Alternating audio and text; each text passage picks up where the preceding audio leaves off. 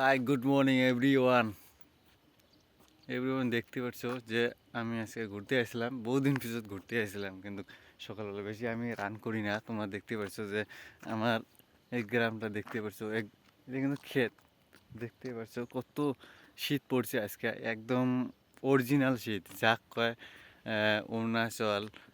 তোমরা তো জানো অরুণাচল শিলংয়ের মধ্যে তো এই রকমের যে শীত হয় না, তোমরা তো জানান।